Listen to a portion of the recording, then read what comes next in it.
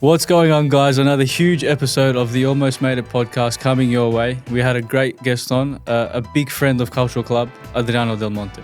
We spoke all things interviewing Lionel Messi, his unbelievable journey to get to last year's Champions League final, and his little encounter with Gary Neville in his pinstripe suit. You know what? I missed this one, guys. Let's jump straight in.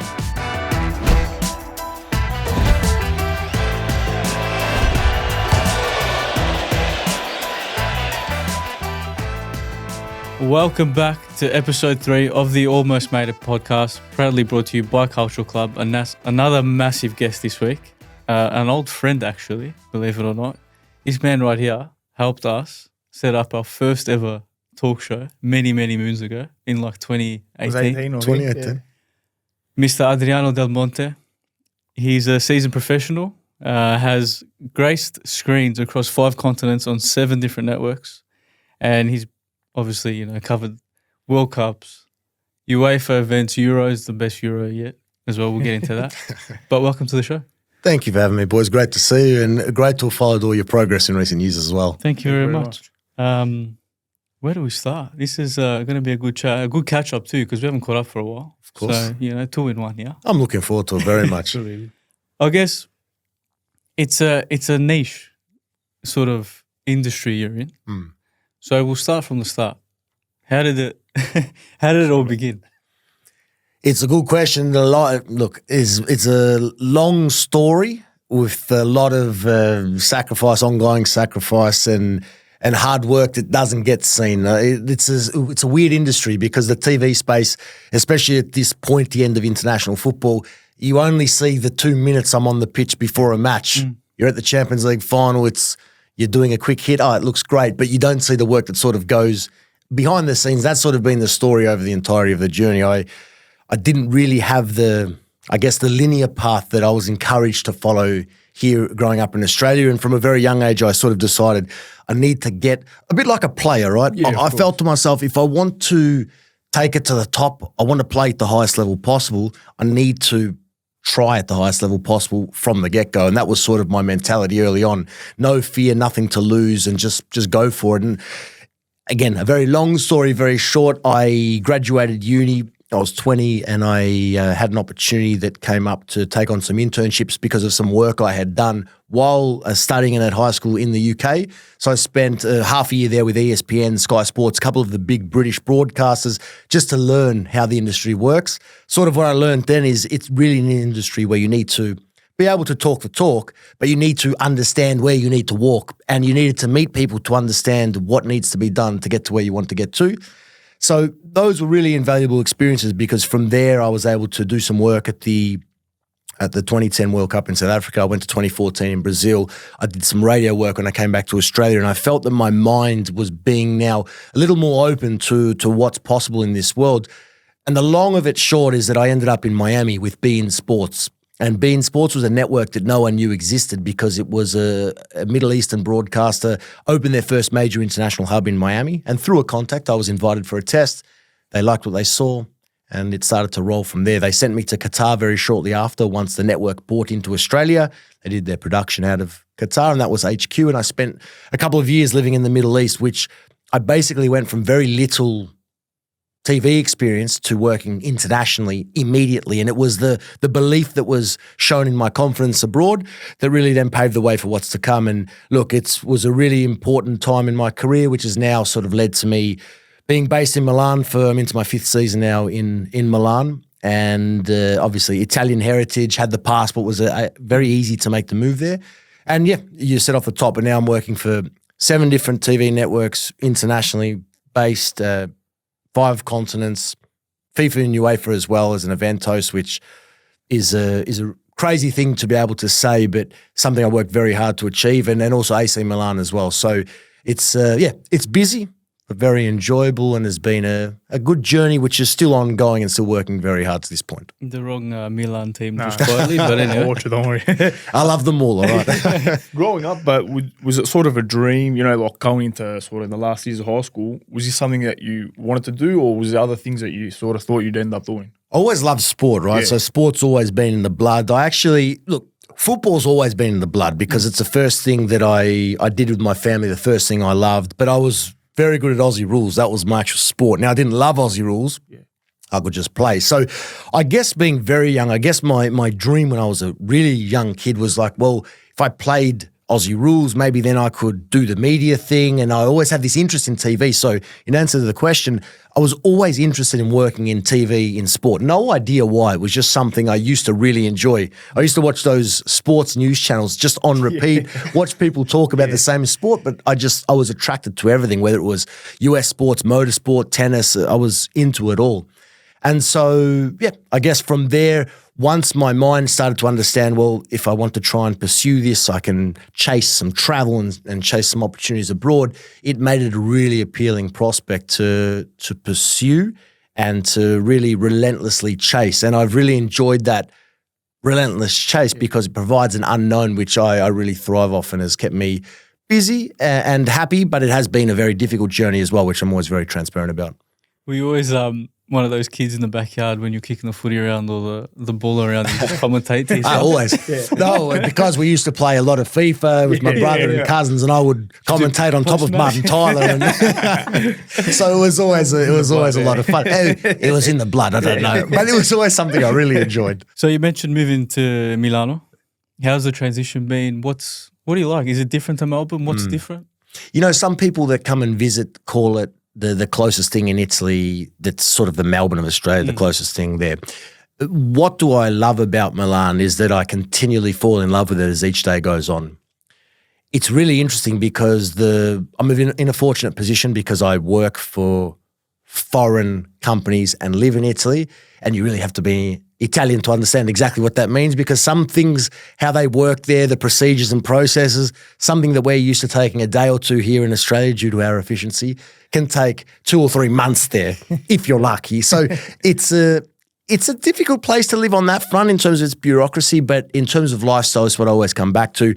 Everywhere I've been fortunate to live, and I've lived in Qatar, I've spent extended periods in Miami and New York City, and obviously now in Milan, I always love the lifestyle aspect. My work is secondary, and I think that's what's helped me prosper with my work, because I don't take it too seriously while respecting the journey, of course, but I really embrace what's around me. And what's around me are people, it's food, it's family that I have there, and that really sets the tone for how I feel and how I progress as an individual. So the Italian way of life, I think, is the way that everyone in Australia, in other parts of the developed world, dream to live like, whereas they do it every day.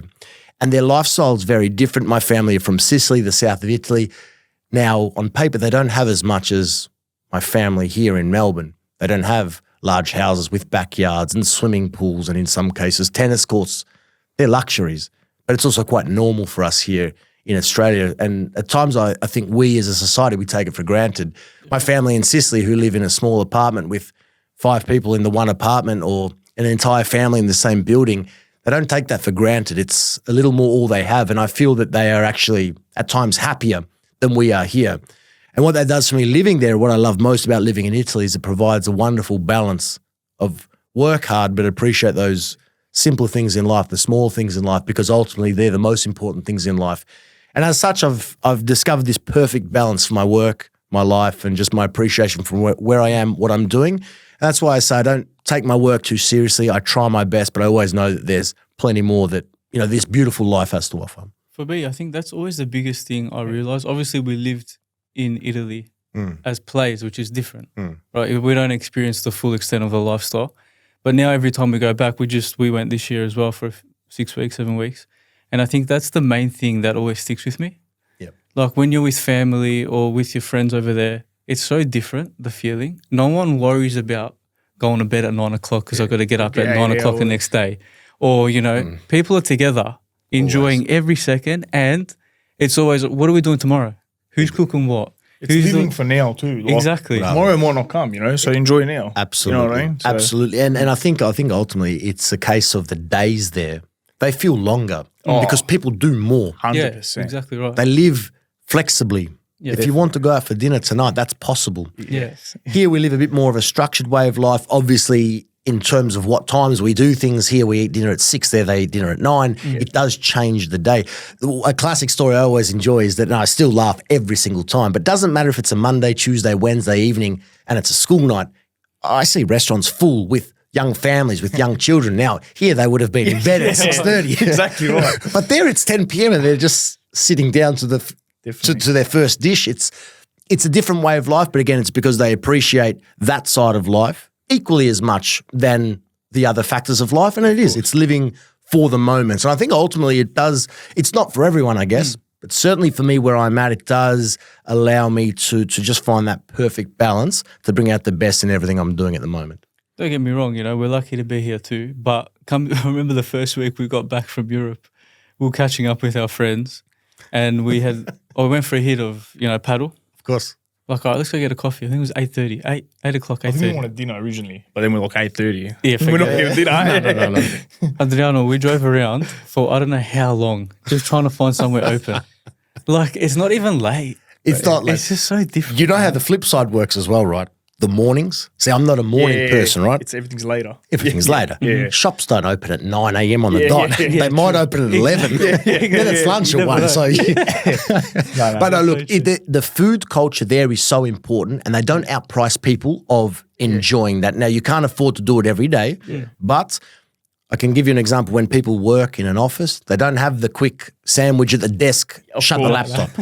You close the laptop, you turn the phone upside down, and as a team, you go out for an hour to eat lunch, and you have a full meal, and you spend quality time together. And then ultimately you work later, you finish at 7, 8 o'clock. But you really enjoy the meals, the coming together, the socializing. And that's such a important thing because I think so you take a step back, so then you're going to take more steps because you're going to work longer, you're going to be more productive instead of sitting there eating a sandwich on the laptop. Correct. And that's that's one thing that does my head in here when we work. It's like just half an hour, let me relax, let me eat. Absolutely. And then for me as well, like if you're working as a team, it's actually a bonding thing as well. It's okay to family, you sit down, have a meal, you talk, you see how each other's going, and I think it's a one thing that's important, not only for, people think, it's just, you want to kick back, you don't want to do anything. But there's a lot more benefits to it than people think, you know what I mean? I work with AC Milan, as I mentioned, and there are 3 of us on this program. We do a weekly English language show. And again, this is a beautiful way where a fast-paced club, a big, ambitious club like Milan and the Italian culture come into play. Once a couple of us arrived 30 minutes before the show recording, it's not live, and they were a little edgy with us. They weren't too happy. We did the show. I said, I thought that was a good show. And obviously in Italian, it's much funnier. But they said, but next time you've got to arrive an hour or so before so we can have due chiacchiere, meaning, a little chat and we can spend some time together. We grab a cafe. So they value that as much as the actual work because ultimately if we build this beautiful rapport where one family, one team, we do better work. And I love that side of the culture so much. And again, that's what makes the lifestyle living experience there really, for me, 10 out of 10. It's a beautiful life. It is. Maybe one day, Matty. That's it. That's a goal. Adriano Milan. So what was the biggest tournament you had, like your first tournament, let's say? What was that like? It's interesting because the journey is this. You feel that there's, like a player, when you're a player, you sign that first contract, it's a big deal. The media industry is a little different because I always dreamt when I was a kid that this moment would come. I'd get the call one day and you're in. That never came. It never came. So as I reflect on that question immediately, there are smaller moments where I had opportunities to do smaller things, but ultimately it was these small steps that suddenly in the blink of an eye, now I'm doing every single big game in the world that exists, and I've done it for 5 years, and I've been there on the ground. How did that happen? So the answer to that question is my first taste of tournament football, being at the World Cup in South Africa, being at the World Cup in Brazil, seeing these big tournaments that I used to watch on the TV screen in my nonna's kitchen in Coburg in Melbourne. And now suddenly I'm there and I'm seeing the blue Italian shirt that I watched since the day I was born.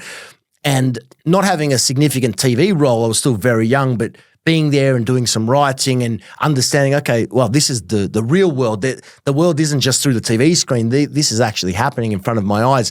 You start to then broaden your horizons, broaden your perspective to the point there when I started really my first TV job when I was in Qatar at that level, I was suddenly thrust into worlds where I wasn't so familiar with. For example, rugby. I had to interview some rugby individuals in studio, and they were real early learning experiences. Then I was doing some MotoGP events because there were a couple of races in Qatar that I did, and I had watched that, but I'd never covered that. So all of a sudden you're not the main man from day one. So you've got to take the skills you've learned and put them to the test and interview Valentino Rossi after he's just gone through warm-up. Like, but I don't know that much about this sport. Yeah, but I've been given the job. And that's how you learn. So then ultimately when you get to the European Championships, I've done the last 5 Champions League finals, World Cups, you're ready. Yeah. That's easy. I can do football with my eyes closed. That's not a problem. Tennis Grand Slams, I do these very, very easily. So there isn't one moment, but there are many moments that lead up to you being ready for those moments.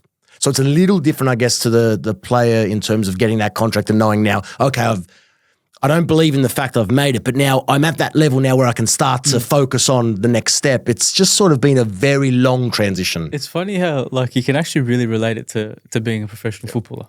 Right. I've made a lot of friends with players as a result of that, not by the sake of, I want to be a friend with a player. No. The relatability. Of course. And it's almost like you have your little trials. You wait for that, big signing to say. Absolutely. But like it's the best job in the world without being a footballer. Yeah, I appreciate that. Obviously, being a footballer, a lot of preparation goes into, say, a game, training, whatever it is. How important is preparation for you before a game, even before something like you just said, some rugby, something random that you've never really covered? Preparation is the absolute key to everything. And again, you guys can relate from the playing sense. No one sees what I do. No one has a clue what I do because you can't see it. No one knows how hard I've worked to get to where I get to. And that doesn't change my mentality myself. I just do what I do for me anyway. It doesn't change that. But the preparation is everything, and by being prepared, that's what helps you maintain a stress-free approach to everything you do. So I don't care if I'm hosting an event for UEFA or FIFA in front of tens of millions of people around the world, or I'm in a studio relaxing, having a chat, or I'm by myself on Skype from my kid. It's all the same. I apply the same skills because I'm prepared. So the preparation side allows you that when the goings get tough and when you are under immense pressure, which I can give you stories for days on, you just go into the mode that you know best, where you rely on what you know to deliver. So if you follow me and watch my work and see what I do, and today I'm in Madrid and tomorrow I'm in Paris, then I'm in Munich doing 3 games in 3 days, and there's Real Madrid, Bayern Munich, Paris Saint-Germain against other opponents. Wonderful. But to get to these things, I've flown, I've caught trains, I've caught taxis, I've checked in and out of hotels, I've not slept that much, I guarantee I haven't eaten that much. But in the moment I need to deliver, I'm running on fumes, but you need to know how to switch on. Yeah. And that's the key. So it's maintaining that mentality that you know that you are ready, and ultimately that confidence shows when you deliver, and it makes everyone else seem like, oh, wow, it's the dream job, and it's always like that. Yeah, but you're really, sitting there making, having espresso, filming the content. I often post on the socials a cafe, a cornetto with chocolate, and people are like, oh, your life looks beautiful. Yeah. I had 1 minute to eat and take that. There was a lot of 1 hour. I slept 1 hour. No, so it's crazy. And again, I've got many stories of examples, particularly in the last sort of 3-4 years, but big events I've covered where you would think, oh, you must have prepared, for days for that. Wow. No, really, because like I was doing something else every day in the lead up. And this year there was a classic story, if you'd like to hear, this year. Of course. The last year that's gone by. It was Roland Garros. I do the French Open for one of my broadcasters, and I was covering that every day. It's a very, very intense tournament. Now, during the tournament was also the Europa League final, the Champions League final. Europa League final was in Budapest, which I did, Sevilla, Roma in Budapest. I went mid-tournament, little time to prepare, went to Budapest, came back, continued as if nothing happened. With the same broadcaster, was intense. Champions League final was the most intense day of my life because what happened, Roland Garros women's singles final, the broadcast said to me, do a live hit for us in the morning. This is like 7 a.m. in Paris. Then go straight to the airport in Paris my flight was at 10, fly to Istanbul for the Champions League final. Now that sounds like a dream. I get to the airport, my flight's delayed by 2 hours. Of course. There's a time difference. I didn't get to Istanbul till after 4:30. The match started at 10 p.m. As they do in Europe, they start late. 4:30, I arrived in Istanbul to a disaster. There was chaos. There was one road to the stadium. My hotel was in the city. Istanbul's beautiful. I love Istanbul, but a mess. It's a mess of a city. I didn't have time to go from the airport to my hotel back to the stadium, so I went from the airport with my luggage to the stadium. I was pitch side with my luggage, working. I was interviewing all the interlegends of the treble win in 2010. I was with Julio Cesar, Wesley Sneijder, doing my work. Had no idea they were going to be working with me, but had to be fresh, sharp, switched on. Now, the day before, I was covering Djokovic and Alcaraz in the Roland Garros semi-final, and then here I am on the pitch now doing the Champions League final. Match finishes, disaster. Didn't get to my hotel until 2:30 a.m. because we could not get out of the stadium. Checked in and checked out within 45 minutes and slept 20 minutes in there somewhere. Jesus. To the airport, back to Paris. Yeah. Got there in the morning, straight to Roland Garros. Novak Djokovic wins his 23rd Grand Slam. I have to interview Djokovic on the court. As soon as he wins, he breaks Rafael Nadal's record, and I have no energy. I haven't eaten, done anything whatsoever, and this was a 24 hours of mayhem. And so in the end, you see the picture of me interviewing Djokovic, looking fresh, and there I'm in the Champions League final on the pitch at the Ataturk Stadium. Great, but it's that work behind the scenes. Now, if you're not prepared, if you're not ready, that's impossible to pull off. I feel sick just Yeah, listening I to know, that, to be literally. honest. Like, What thinking the we heck? travelled like a bit, the last eight weeks, like when we were there, and I was saying, like, not sleeping, I was right off for 3 days. Yeah, but we don't have to. But that's what I'm saying. I'm like, and I'll just sit on the couch, sit on the beach. This guy's doing an interview with Djokovic. But take us, like, do you have a process for this? Say you say Champions League final, whatever. Leading up, hypothetically, you have nothing before. Sure. Okay. That's the dream. Yeah. Is there a process? Do you have like a set? All right, I'm gonna research this. I'm gonna research this, and then I'm gonna get this. Or is it just? Look, when I was at school, I did the same thing. In high school, I wouldn't cram, I wouldn't study. What I would do is I'd consume the information. I know what I know. Now we're talking, I'm going to just tell you what I know. I'm not going to pretend to be anyone I'm not. Yeah. So what I do is I consume constantly information, results, numbers, facts, figures. I read all leagues. I follow. I watch highlights where I can. I watch live where I can. And I just back that my knowledge of the moment and my subconscious historical knowledge will hold me in good stead for when I need to deliver. In terms of the process, each network I work for, this is difficult the way I work, but each network I work for produces different rundowns, they want different things from me. Some games I work at matches and I'm working for 3 different networks. And UEFA have told me no one does that. Like sometimes I'm running to this side of the pitch because at this time I have them. Then I've got to go, I've got Africa here, I've got India there, I've got Australia there, I've got Middle East there. And you've got to know who you're talking to and what they want. And so as such, again, I don't overthink. I just will tell you what I know. And depending on the duration, the requirements from the broadcast will determine what I give them. But having done it for so long, it gets to a point where if you tell me you need 2 minutes, I'll give you 2 minutes in a format that I know how to deliver 2 minutes on the dot, where I give you some numbers, I give you some quotes, I give you some backstory, I give you some what do I see, but just telling you what I know, not trying to tell you anything I don't. And so that's a sort of skill that you develop over time with feeling comfortable within sharing what you know, how you know to do it. And it's something I've really improved as I've gone on. It's definitely a skill. Actually, I wanted to ask you this. You probably don't, but going back to football, do you have any rituals or superstitions pre-going live or before you go like and do a segment? It's not a bad one. I think when I played sport, I was a lot more superstitious. Yeah. You know, I don't actually have anything that I do. I just always bring with me a couple of little things that I've got over the years. And I don't know, just when I got these, they're nothing important, but when I got these things, I just always bring them with me. They're in my bag. So it's a very random one, but I've got a coin from the US that my dad's mother gave me that I always bring. I don't know, the day she gave it to me, it just felt like a bit of luck.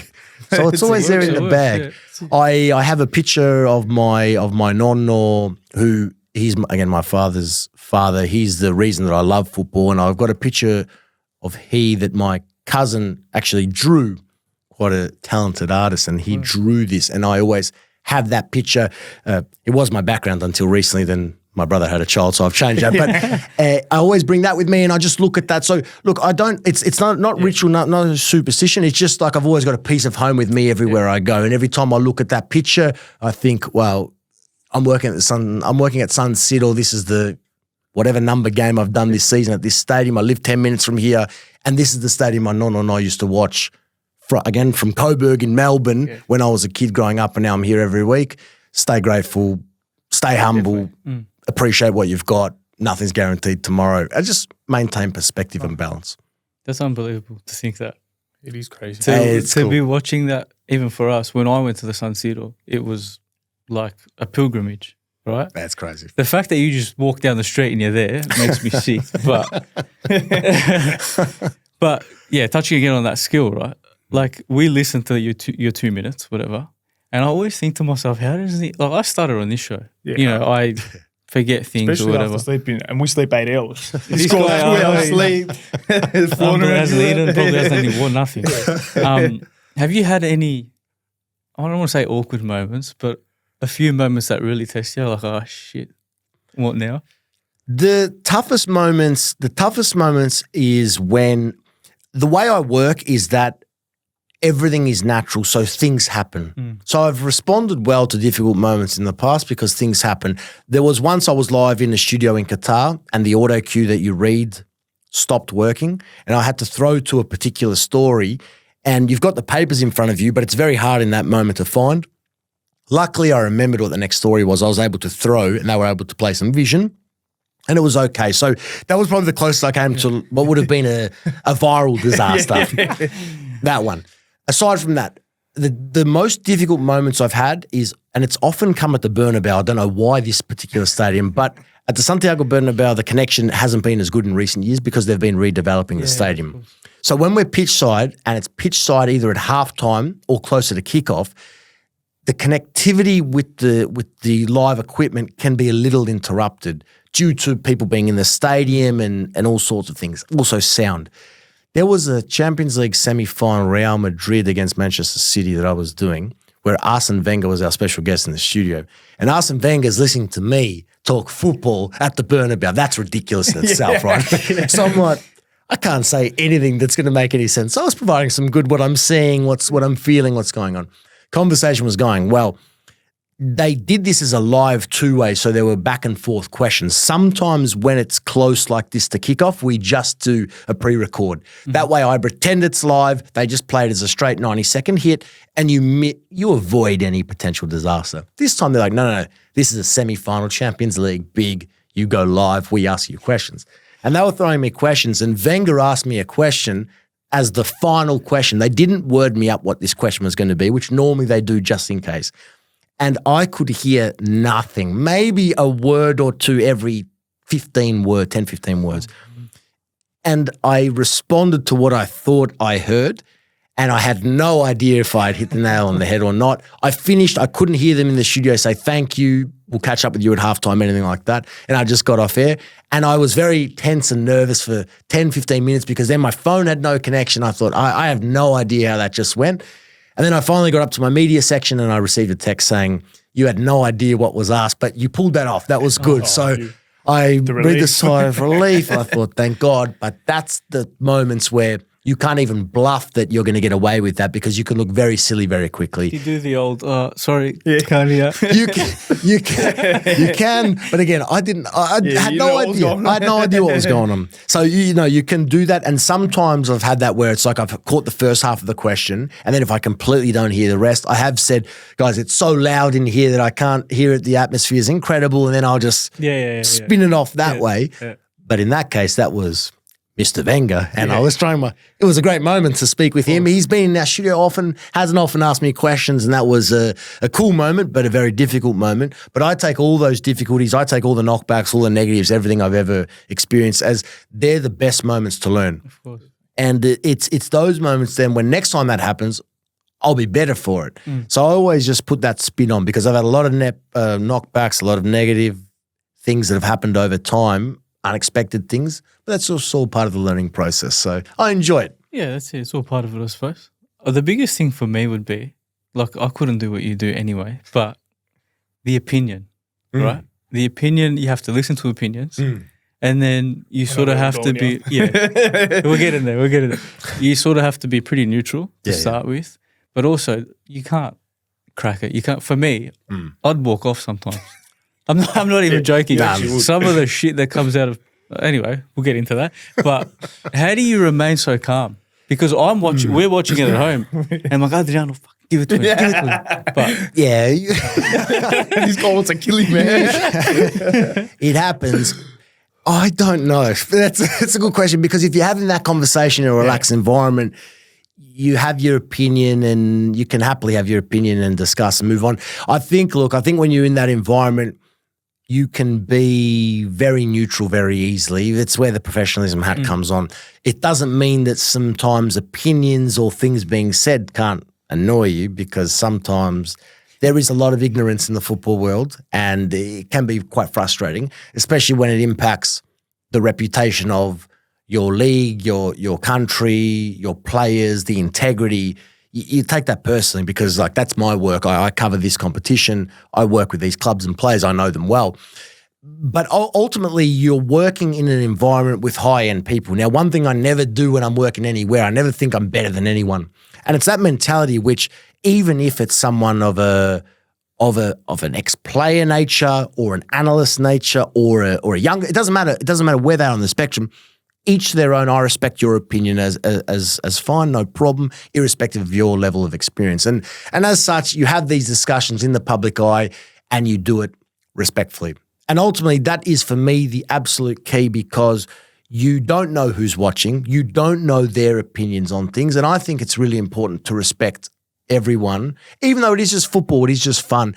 But respect is the key. Respect is one of the slogans of UEFA, and that's the key. So one thing I do is respect everyone's opinion on football. However, when the opinion is coming from an ignorant place or an aggressive place or a disrespectful place, I have no problems in calling that out. So if they're making a comment based on what they think, what they feel, what they see, that's fine. But when it then negatively impacts the reputation, the image of something that's closer to me, that's where I have no problem in standing in, which can be common at times across the leagues at the moment, because club football's in a really interesting place financially, the direction. There are a lot of big questions being asked. I think there are a lot of nervous clubs, organisations at the top level of football, which I think makes for a very uncertain future now going forward as well. Was there one particular moment where you really had to bite your tongue? I know we're sort of touching on it a little bit off air, but I can tell you one. I don't know how specific you can get. I can tell you one that comes to mind. I guess specific, don't worry. No, there's one. That's what we like. There's one that comes to mind very quickly. There was the Euro 2020 final, Wembley. Now, this was an incredible experience. England, Italy at Wembley, not sold out because it was still peak COVID, but there was 80-85% of the stadium full, and obviously it was all English. Now, when I work, I'm not a fan. I'm not, because actually I've lost my fandom for the sport. However, when it comes to Italy national team, this is something which is a bit different. They don't play all the time. I grew up watching this thing. Close to the heart. It's close to the heart in a different way, and it's the fact that they don't play every week. So it's still like that. And I was covering the European Championships, amazing experience. Obviously, Italy go on and win. Italy, England, two deserving finalists, very cool. But all the talk in the lead up to this final, and I was in London for the semis and the final, all of the talk was how and why England were going to win, as they always do. The other talk was that Gareth Southgate was going to be knighted on Monday after they beat Italy in the final. Now, I was listening to this thinking, well, why are they talking about that and they haven't even won? It's ridiculous. In Italy, we're not talking about like we've won. We're talking about respecting the opponent who are playing at home in a tournament they'd played the entirety of at home. Let's respect, let's win, then let's talk. Yeah. And in the lead up to the final, I was working for a couple of broadcasts at the final, and beside me we had a small studio space, and beside me was the British broadcaster. So there was Ferdinand, all the legends of English football. Rio Ferdinand was certainly there making his presence felt. There was Gary Neville as well. And Gary Neville had a pinstripe suit on. And someone who was working with me as the expert with me, it was an English guy, lovely, lovely guy. He was working with me for one of my broadcasters. He knows Gary quite well. So Gary came over and said, oh, look what I've got on my suit for when we win. And he had a pinstripe suit, and down the pinstripes of the suit, it said, it's coming home, it's coming home, it's coming home, it's coming home. Now, this means that he had pre-purchased, pre-tailored this suit for the sake of flashing it on TV after England beat Italy in the final. Now, at this point in time, he heard me talk. He thought, okay, this is just an Australian guy here, whatever. No idea that I was of Italian heritage. And that was a moment where definitely you have to bite your tongue because you want to say, Gary, with all the respect in the world, you have to actually beat us first before you start parading around this bad-looking pinstripe suit, which I don't know what you do with it now. So that was a moment, again, fully respectful. I didn't say anything. It's not my place. No. I do respect the individual, but at the end of the day, there are many, many moments like that where sometimes you're in a position where otherwise you would definitely want to open your mouth. What makes that worse for me is that he's on TV. Correct. Mm-hmm. You know, like I can understand an opinion. Correct. I can understand punditry. Supposed to be the expert. But you are supposed to be the expert. Where do you cross the line there? Do you know what I mean? Like, where is the line of you just being a fan and then actually doing your job? Absolutely. And we see that a lot. He does it with Man United all the time. Absolutely. And so, again, you take that to the next level for the English in England where they're just focusing on club football. That's very infuriating. What I find that the English in general don't understand is that their people do that to the entire world. And they don't understand that. And I work with them. I work in the space. They don't understand that often their English coverage that goes into England, that's fine. But often there is a thing called world feed commentary. What world feed commentary is that when you watch, for example, let's say in Australia, beIN Sports, the Serie A commentators, which I know them and they're quite good, but this is just an in general example. They're world feed commentators, which means they may be in a booth in London, but they're broadcasting to the world. Yeah. So you cannot commentate to the world with an English lens on what you're commentating on. If they're working for Sky or BT or now TNT Sports in the UK to the English audience, that's fine. Because like in Italy, when Sky Italia are commentating for just Italy, that's just Italy. But obviously due to the language, when they commentate or broadcast to the world with the English lens, that is what starts to, and Australia is a really good example because Australia is still a developing country in football. So when Australians are being educated by British biased pundits, that then leads to Australians often asking me, oh, we love your work in football. Which EPL team do you support? Well, I've never supported an EPL team in my life. In fact, I've barely watched an EPL game this season. And they can't believe that. Like, what do you mean? Like, that's football. Well, it's not. I watch other leagues. I prefer Serie A, I prefer Bundesliga, I prefer La Liga, obviously Champions League, internationals. That's my issue with that. So you're right. For Neville to be a pundit and acting like that, his opinion is completely fine. Who are we to judge? But it's the fact that you're a pundit and then you are broadcasting that into a bigger space globally, which has a detrimental impact, particularly when it's us v them. And I deal with that a lot in the industry. We speak about it a fair bit, but you also have to give them credit in a way that they've brainwashed everyone with their marketing. It's unbelievable. Watching, basically. It is though. The best marketing competition in the world.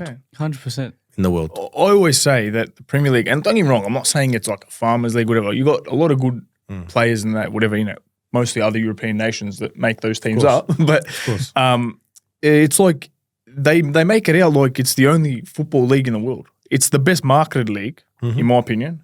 But there's also, like, for me, the Bundesliga is just as attacking, just as, goal fest, entertaining, more entertaining, high intense, But people don't open their eyes and watch that because it's not put in front of their eyes. You know what I mean? It's colourful, the Premier League. Yeah. It's colourful, it's fast, it's attacking. Exactly.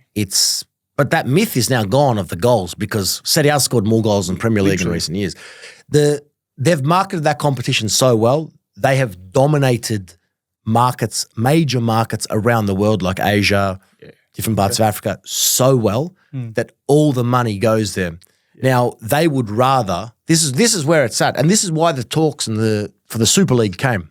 Now, I'm not just discussing my opinion on that side of things, but the Super League came because the other leagues now cannot make the same level of money due to the wonderful business that the Premier League have done. Now, also, I'm not taking away from the quality of the Premier League. Yeah. There's obviously top clubs, and they have been dominating now consistently deep in European competitions. Of course, that's going to come. But this is now changing the dynamic, the landscape of European football as we know it. But at the end of the day, the football experience in England, stadium experience, You cannot tell me that the experience of going to a match at the Tottenham Stadium is better than any of the other top leagues in the world, or going to the Emirates at Arsenal. The football experience is now being sucked out of it, and I feel the most sorry for the diehard supporters of those big clubs in England because their owners, and I really fear for the Americanization of football. Very, very much fear the Americanization of football. These owners of these top clubs in England now would prefer 65,000, 70,000 foreigners in their stadiums than their own people. Anyone I know who's been to a match at, let's say, the Emirates and then comes to Sun City the day after, there's no argument. There's not a competition because Sun City 1,000 times out of 1,000 for the football experience and the football. I'd love Inter and Arsenal to play at some point in the Champions League, but the football as well, it's different and it's changing, and I really do fear for where the club game is at now because as time goes on, and you know there have been many examples in recent years, but Bournemouth were outbidding Milan. I remember that for Zaniolo a couple of seasons back. This is going to become normal now because at the end of the day, the players, well, if I can make 5 million at Bournemouth or 2.5 million at Milan, well, got to get paid. No pressure there. Less pressure. It's different relegation pressure. Yeah, but it's different. And so and we've seen now with the Saudi money coming in. The funny thing of the Saudi money is that the English are now complaining about the Saudis. You've been doing it for hell. And see, that's the thing that exactly. It makes me angry, but it's sort of hypocritical because remember when the Super League came out, Agnelli this, you're this, Perez, you're this. And I'm just thinking, I used to say Talle, and I'm like, hang on a minute. The Premier League is basically the Super League now with just English teams. So, like, you're literally competing with the rest of Europe on not a level playing field. And you're whinging when these clubs are trying to look out for their own interests. Yep. And I was just like, man, the delusional like mentality on these people is just the joke. It's exactly the same thing in a different way, but it's going now against them and they don't see it. And now the Arabia's sort of poking at them and now they're getting cut.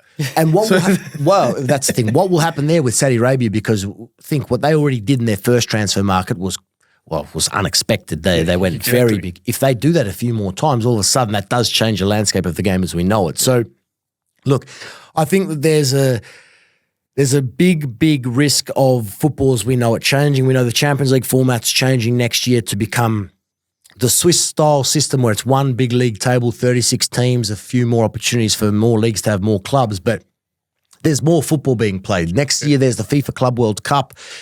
There's a lot of football, and I think at the end of the day, whether you're on that side, this side, England, Italy, Saudi Arabia, wherever you are, the players aren't being spoken about enough because the amount of football that they're being asked to play is, in my opinion, far too much right now. And everyone's trying to take their piece of the pie. And there's still international tournaments on top of that. There's so much. They're expanding the international tournaments. So again, I fear that the owners of these clubs who are really calling the shots that's changing the game as we know it, the last people that they're thinking about are the players. And as such, we're seeing more injuries. We're seeing some lesser quality matches. Players are fatigued. Is that what we want the game to become? Probably not. I agree with you. Like for me, it's become too much of a product, and the players are suffering. And you can see in league matches after Nations League or whatever. Don't get me. It's always a pleasure to watch international football, but at the same time, man, quality's dropping. You can tell players are fucked. Like, at what point's enough? Where does it stop? The issue is that FIFA are FIFA and their competitions are their competitions. UEFA are UEFA, so they don't care what they're doing. They want to find holes in their windows for more. And they don't have the relationship with the clubs and the leagues, and it's all different. I've been arguing for a long time, I think Serie A should go back to 18 clubs. Yeah. And if you do that immediately, there's 4 rounds saved. I think that Serie A desperately needs to do that because there's not the depth in Serie A like there is in the Premier League, right? You've got 20 clubs in the Premier League where really most seasons, a couple of recent seasons for the Premier League, there's been some clubs that have been very weak that have been relegated early. But really, when you go the distance in the Premier League season, the final day, they're playing for everything. Yeah. The title, the top 4, the top 7, the relegation. In Serie A, it's never the case. The bottom 2 are normally quite poor. So I think that that's an immediate way but then if they do that, Serie A lose revenue on Catch-22, TV. yeah. So someone's got to be willing to lose, and there's not one organisation that's managing it all. So there's no answer to the question. I think the point for me, you say more work and whatnot. At the end of the day, I'm a fan as well, and less is more for me. I'm over it sometimes. Yeah. I love the game, but I've covered that much football. I covered from the last season, not including the first half of this season, but last season, from the start of Serie A to the Women's World Cup final was 11 months. I did 2 World Cups in that period and 11 months of football, Champions League, Europa League, those finals, Serie A. I covered 80 matches pitch side. I was over it. And still, it's had a few after effects now where I'm like, I've done so much football. I think I've been to 100 matches of football in 13 months. That's too much. It's too much football. So, and that's me working almost to my maximum. I don't want more. I want less. Okay, maybe there's more work, but I want less. I want more of a break because that's why I love the international scene. That's why I haven't lost my love for Italy, because when they play once every 3 months, you get excited to see that blue shirt, even if they're playing a weaker team, because Italy can still risk losing as they do. But ultimately, it's that freshness of something different, something new. But when you're seeing Man City and Paris Saint-Germain and Bayern Munich and Real Madrid playing every 3 days, it loses its appeal. Yeah. What competition are they playing today? 100%. That's why derbies, I think, everyone looks forward to them on the calendar because they're maybe once or twice a season, and that's what you look forward to. It's the same thing with the Champions League, like final or whatever. You don't want them playing in the group stage. You know, City versus Real Madrid. Exactly. But, touching on derbies as well, might not be a derby, but did you have a pitch side moment where you're just like, wow, I can't believe I'm here and I can't believe the atmosphere? Yeah, many. This is, like I said before, when it's become so normal for me just to get to San Siro, walk onto the pitch, shake hands with everyone in there, from the staff to the federation staff to whatever. What a dream. That sometimes it just you don't realise that you're living it, You're so busy that I haven't really had course. time at times to reflect on what I'm doing. It's so normal. Go to the Olimpico in Rome, just walk on, the people. Go to the Maradona in Naples. Then go away and go to the Bernabeu and go to the Allianz in Munich and just go to the Parc des Princes and just whatever. It's normal. When you sit and have a chat like this, I quite like it because you actually do think, what were the moments that were kind of cool? Look, the most special moment that I experienced, because it was a 6-day moment, was Milan-Inter semi-final Champions League, because that's once in a lifetime. Yeah. And that was the season just gone. The fact that happened is still incredible. But that's where you see the power of football, because the whole city stopped.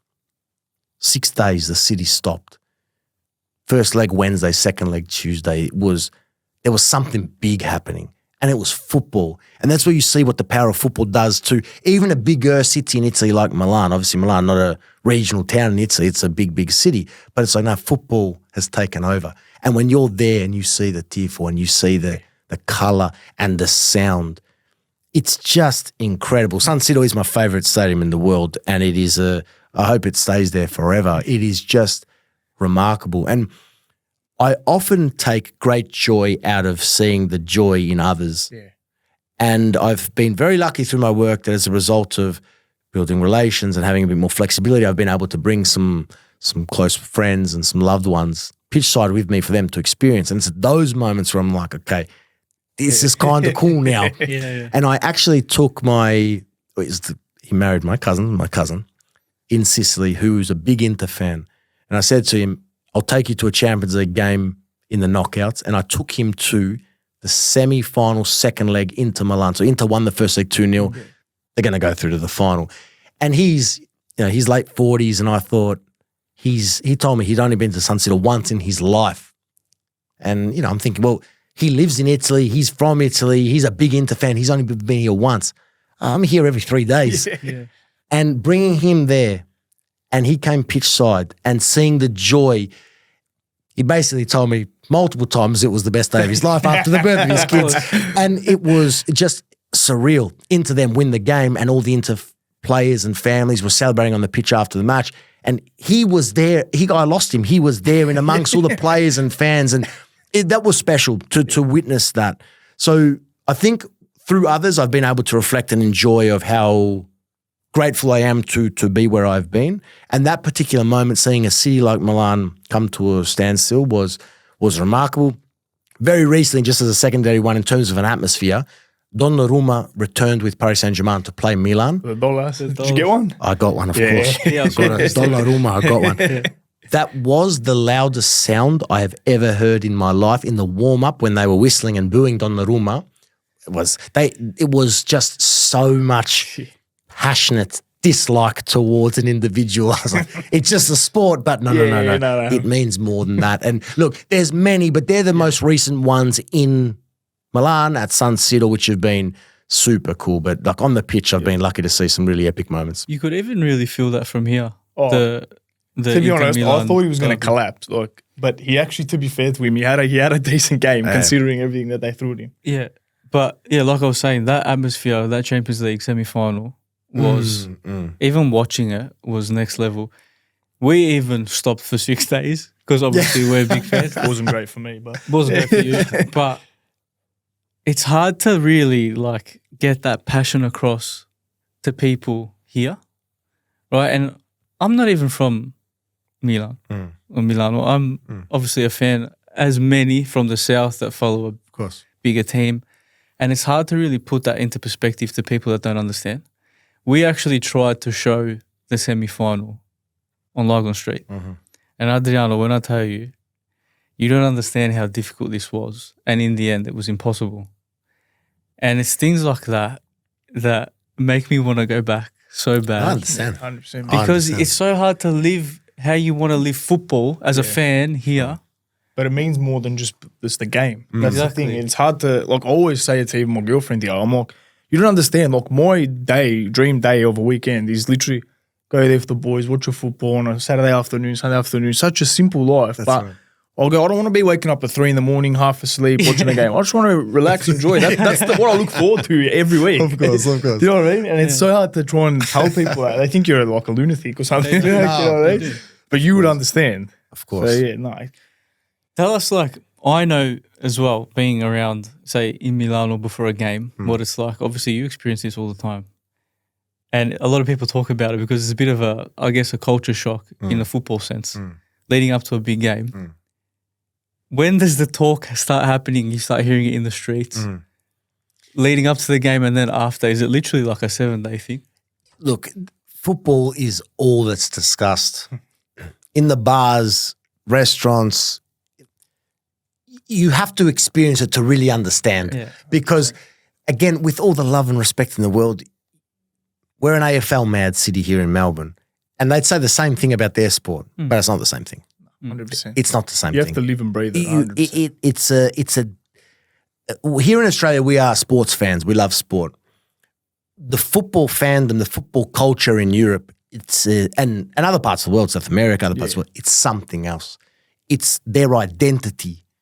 Even when it's off season, it's their identity. We don't, Inter don't play Milan and Milan lose, then the Milan fans drown their sorrows at the pub and then wake up tomorrow and it's all good. No. They're devastated until that next opportunity comes 6 months later. It is so ingrained culturally into their livelihood, partly because, like I said a little earlier, they don't have as much as we do. They don't have as much as what we're used to having here. And as such, football, its prominence, its significance in their life is escalated. So when does the discussion start? The discussion never ends. Never ends. It never ends. One of my biggest passion in life is travel, meeting people, learning new cultures. The thing I love about covering the Champions League, especially when they come to town, when the foreign clubs come to Milan or Rome, I love seeing the foreign fans come in and immerse themselves in the culture of what we have to offer. And you see the foreign fans coming along. Milan this season had Newcastle, had Paris Saint-Germain, had Dortmund. You're getting 3 different big sets of fans from 3 diverse countries coming in. I love that. And when you see that and you see a bit of fun between fans and whatnot, that's what makes football beautiful, the fans. That's what where football's at the moment with the financial side of things, that's what disappoints me the most, because it's those people who are paying their hard-earned money to go and follow their teams abroad, which is what makes football what it is.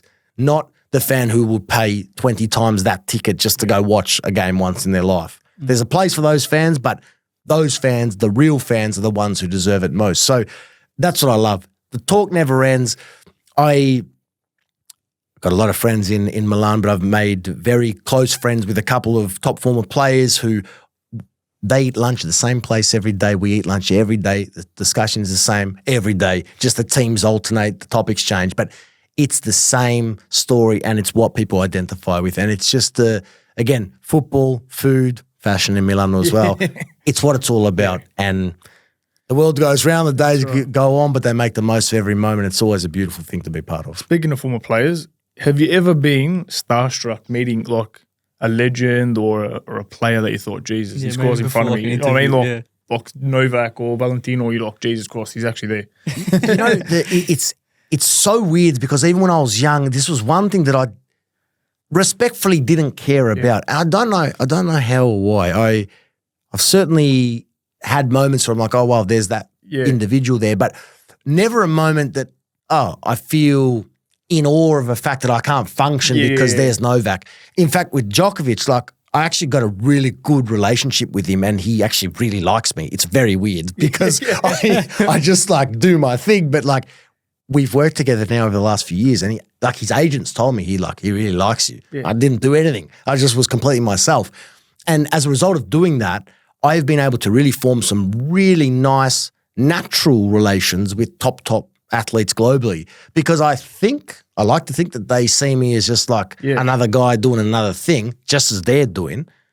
All right, Djokovic's got a bit of money, but like he's just doing his thing, and I respect the hell out of that because he's a young guy doing huge things, and I'm motivated by what he does as opposed to being in awe of what he does. Yeah.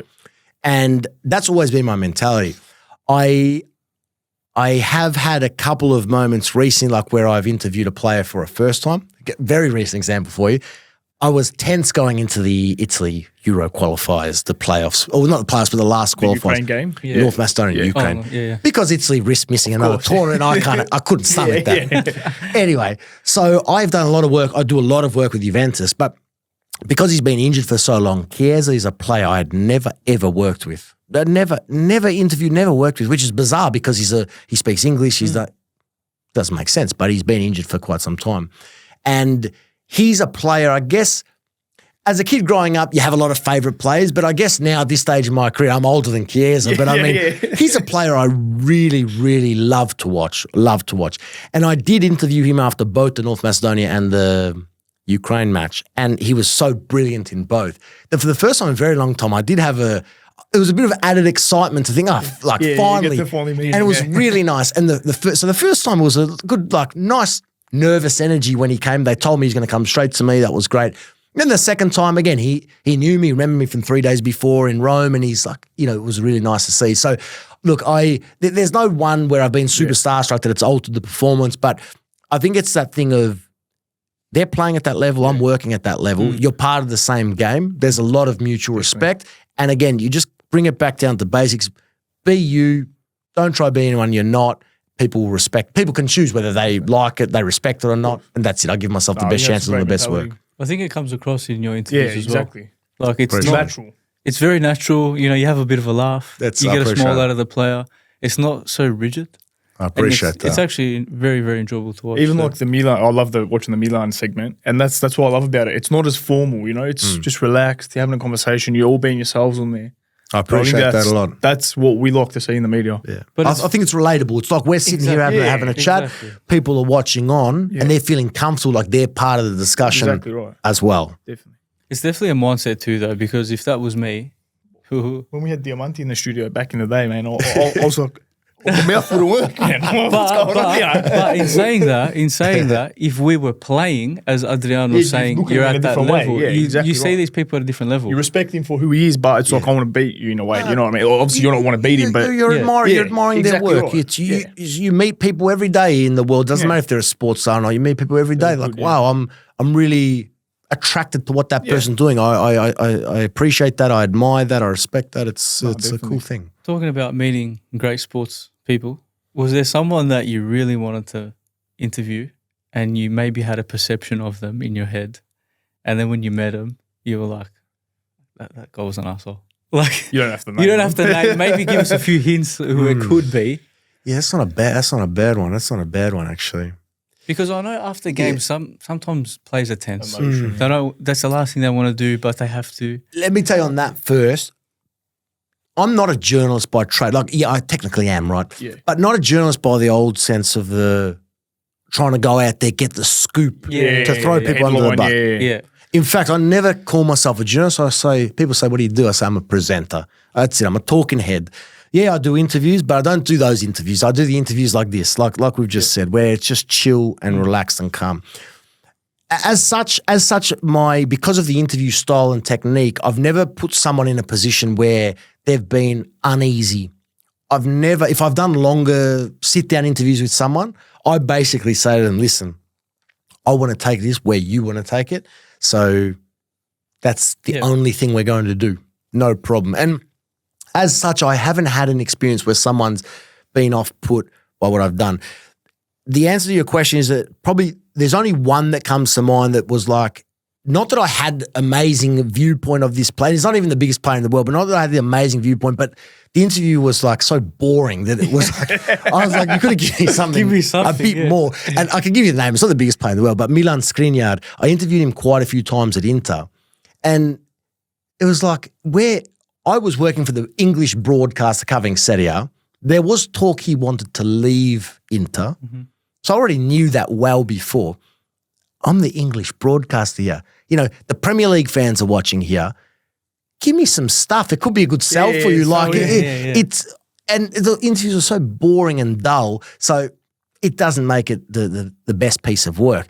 In terms of an individual, though, where it can go wrong, fortunately, I've interviewed him many times. Touch wood, touch all wood, that it never goes wrong. Because if you get this guy at the wrong time, it's a disaster. And I've seen it happen to other TV networks at times, and it's Mourinho. Oh, yeah, I can imagine. Mourinho is one where if you just say the wrong word or he's in a mood, you have to be very, very careful. You have to walk on eggshells a bit. So Mourinho is the one who I absolutely love and respect. But every time I've interviewed Mourinho, there's always just a hint of you're a little bit nervous because I can imagine. I'm nervous watching the interview. I know, what's he going to do, man? He's going to throw something at a junior. Mourinho is definitely the one where you don't know what you're going to get. And in recent times as well, I've only ever had good experience with him, but in recent times, Klopp is one. He's a bit... Yeah, he's a bit moody as well. He's getting a bit moody, Klopp. And I love Klopp, but he's getting a bit moody, so... Yeah. Even with Mourinho, he's got that weird sense of humour. I get across, I'm not like I know him, but I get across. On Sunday night. But you know what I mean? He sounds like he's joking, but then he's not. And then when he's joking, like he's not joking, he is. He's that it's look, like, when man, do you know?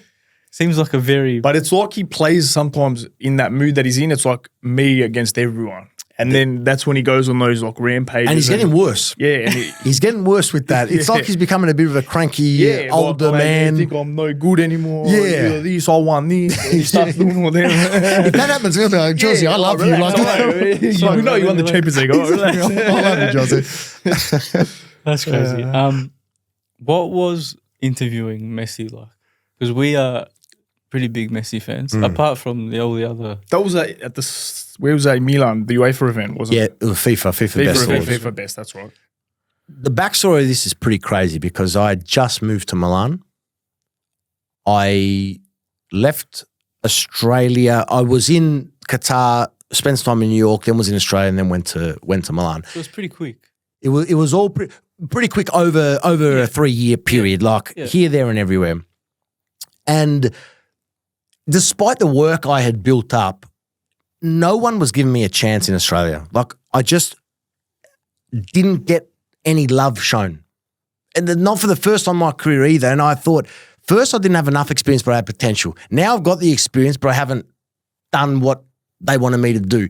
Now I'm still not getting anything. So I'm like, what do I do? So I was at the sort of crossroads where I had experience, maybe too much experience for some places here.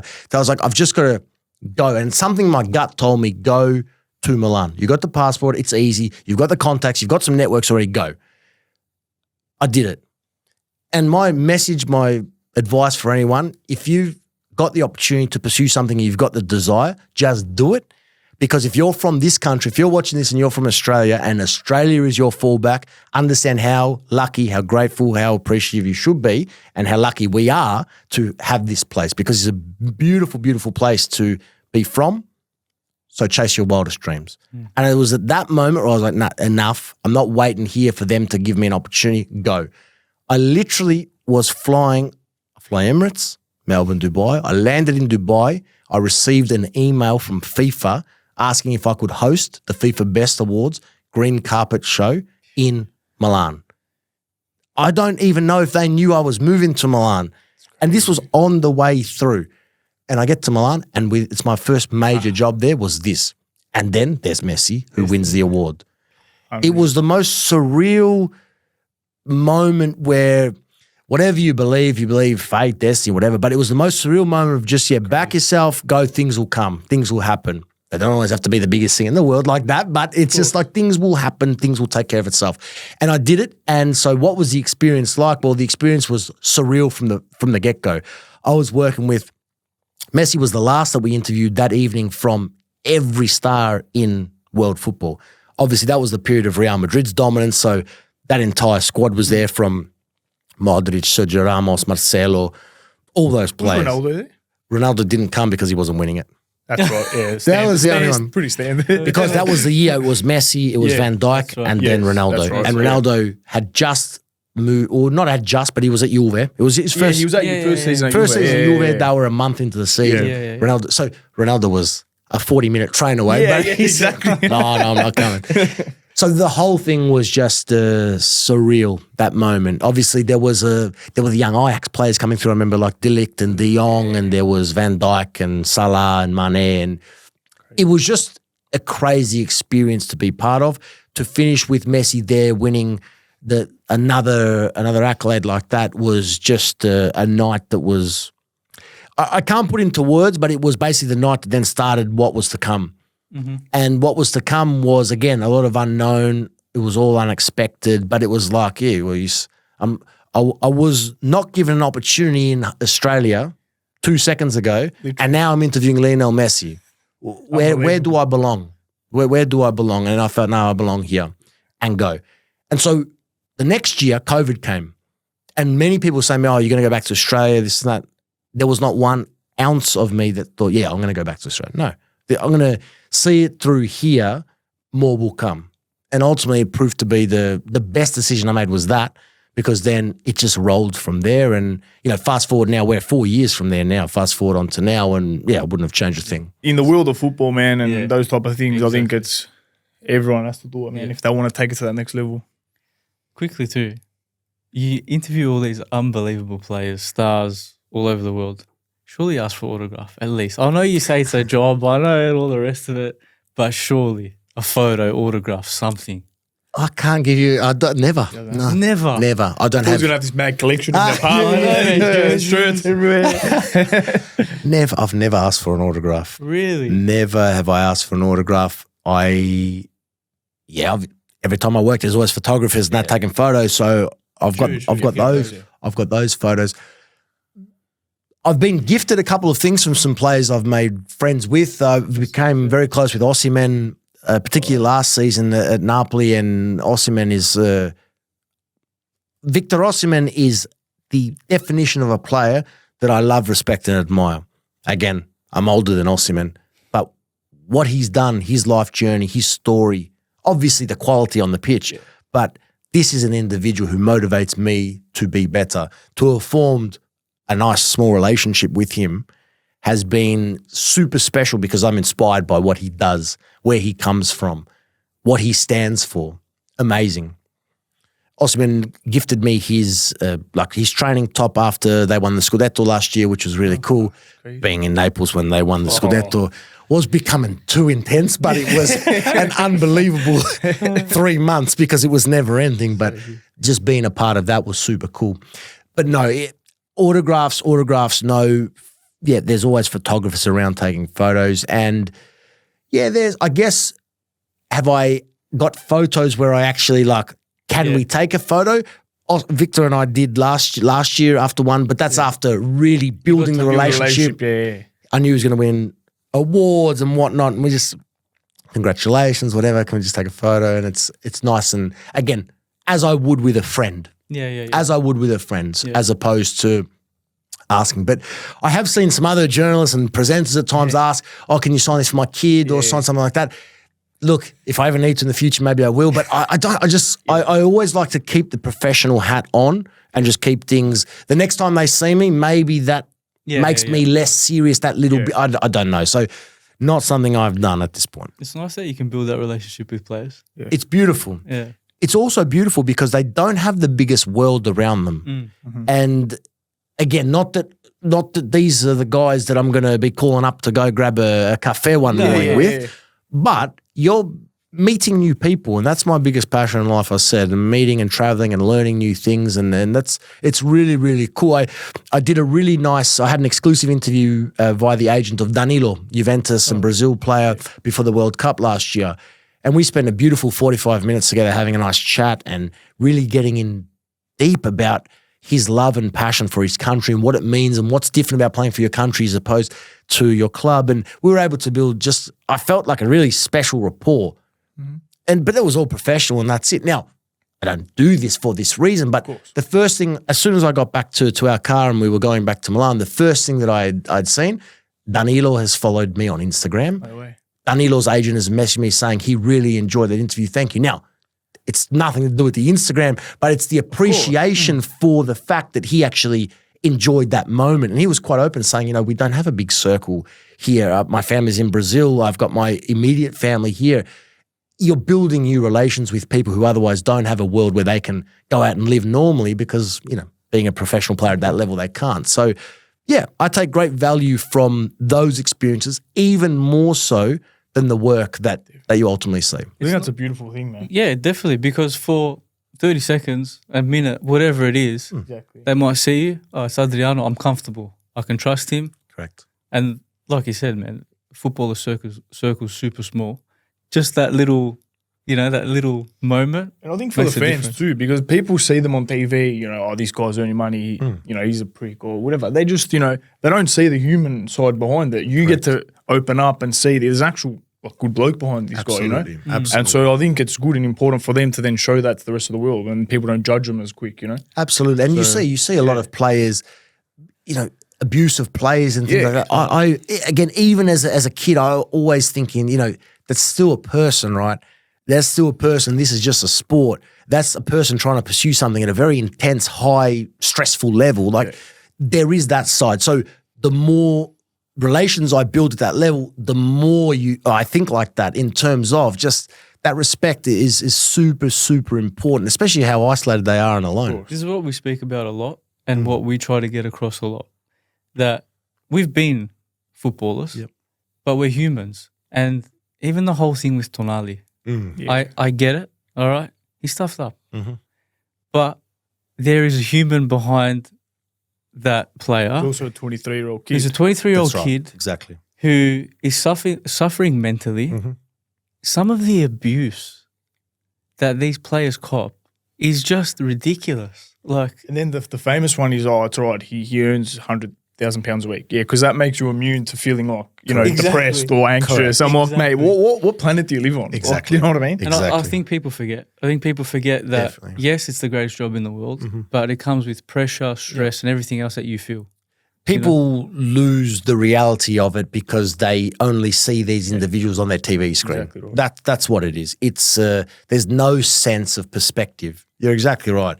Having a few more dollars in the bank changes It nothing. doesn't make you immune to anything. Exactly. Nothing. You get sick like the poor bloke on the street. You know what I mean? Nothing changes. So they're a normal person going through a normal thing. Yeah, they're being hassled a bit more. They might be under a bit more global attention, but they're dealing with the exact same stresses as everyone else. And when it comes to something like that, understanding the isolation of a footballer, if they're not training, again, they can't go out. Exactly. They don't go out. I see all the former players that eat and live in my street every day because they got nothing else to do. But the current players, I never see wandering around. Milan's a very small city. They're not doing that. They're inside. A lot of them that I've worked with this season, particularly I've spoken to a lot of the younger ones especially, they're really big into gaming now. They sit there, they play games. That can become very lonely. I'm not a gamer, but I can imagine that can become very lonely. That can become maybe very boring. So you got to find something else to do.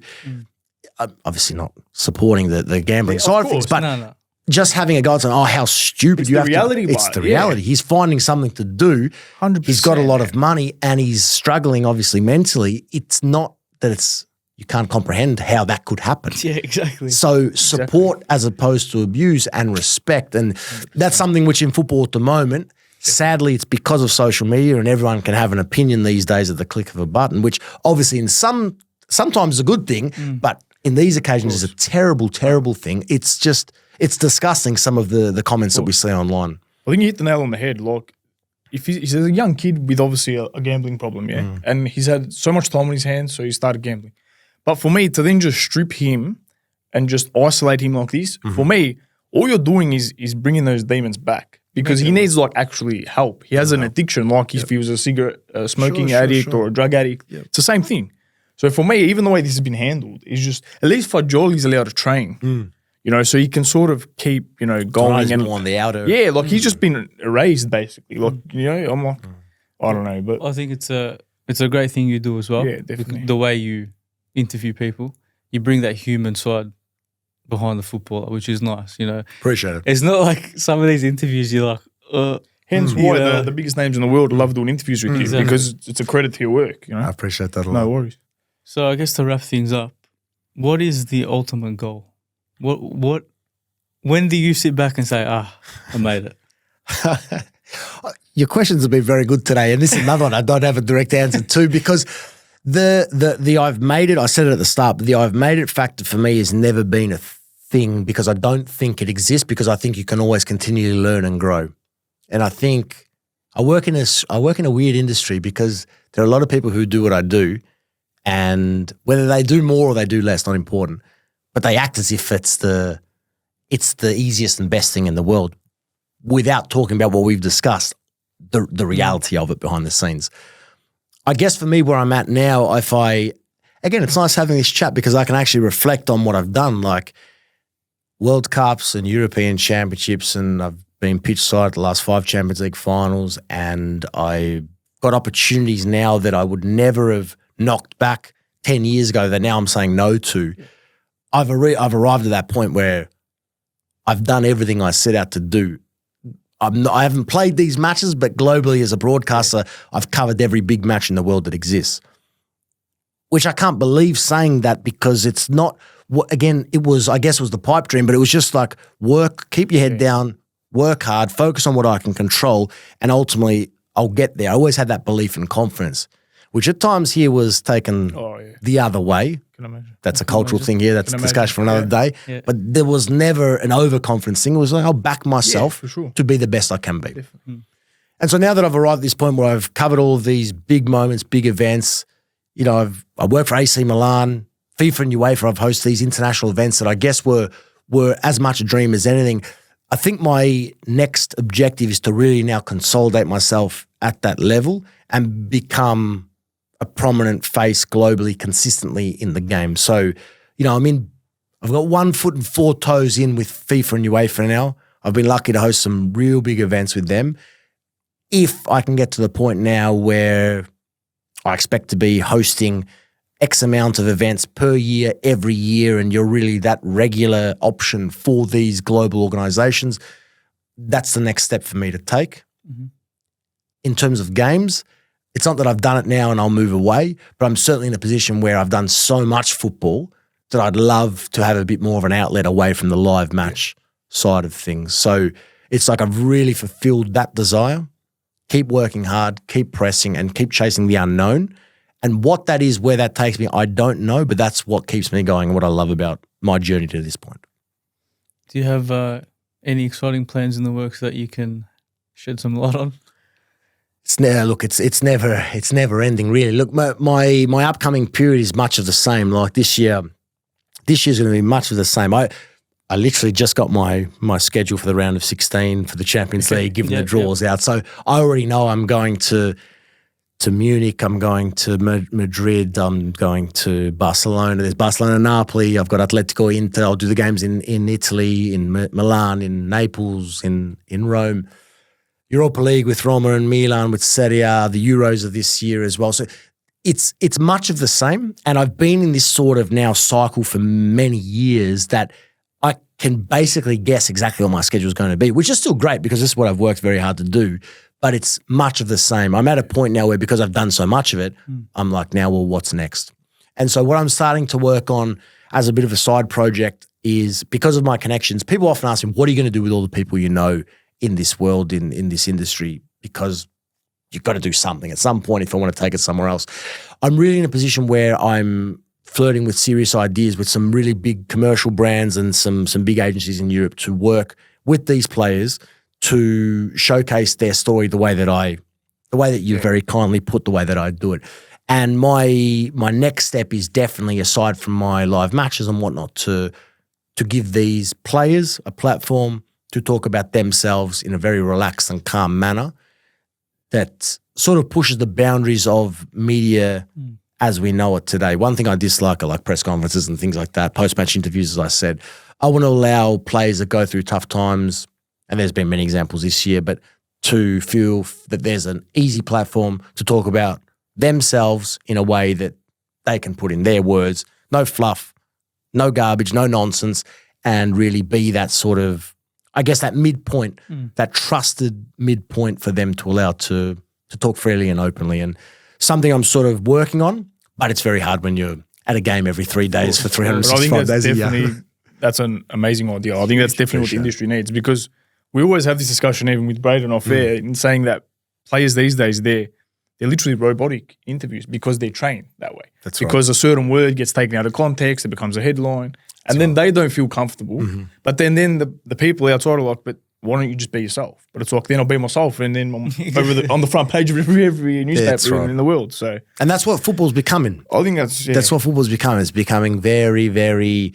It's all about marketing. It's all about ticking the boxes. It's like the world we live in. Politically correct. You can't say this. Again, you can't say that can be the podcast for next time. Next time because if you want to move to Italy, then that in Italy is a different world. It doesn't exist in the same way. That's another thing. Yeah, we won't get started because I'll be here all day. Just quickly, who's winning the Champions League? Man City, Bayern, Real are the best three. Manchester City, for me, they're as good as any chance to go back to back. Obviously, this moment for them not great. The smoky is definitely Inter Milan. Yeah, I agree. Inter Milan is the best squad in form.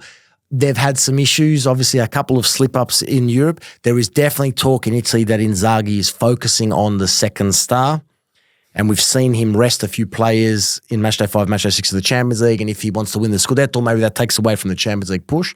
But I think they will win Serie A quite easily in the end, and I think that Inter can definitely win the Champions League, because I went into the round of 16 draw thinking that Inter, doesn't matter if they draw Manchester City, they could still beat them. 100%. City definite favourites, but they could still beat them. Inter now, Atletico is going to be a nice, tough test, but I think if they get through that, I think Inter can go all the way. Jeez. As a Milan fan, I totally agree with you. It's how it is. I can't say that Arsenal will lose 100%. It's how it works. I think you're the best team in to face any other team. Yeah. You're well set up with any other opponent. You got a chance. There are holes. There are holes in every squad at the moment. Yeah. This round of 16 isn't the strongest we've seen. No. There are issues with all of the top 100%. Clubs. I think Inter is the best squad, and also from last season as well. Grown, improved. One more signing needed in January, though. I think, especially in attack. Let's see. Fingers crossed. See what happens. Hopefully, we'll see. Anyway, I think we'll wrap it up. Adriano, it's been an absolute pleasure, my friend. Thank you, good guys. Catching up. We have to get you on again. Absolutely. Hopefully, we'll come to Milan. We'll film. Yeah, hey, that's the plan. If we do the Milan special, we'll get a few of the former players involved. We'll have a good one. Braden will fly over, right? If you haven't already, please drop us a follow on Spotify, also on YouTube, subscribe, Instagram, and everything else. Is that everything, Matty? I think so. Yeah. Thank you once again for tuning in, and we'll see you next episode. Ciao. Ciao.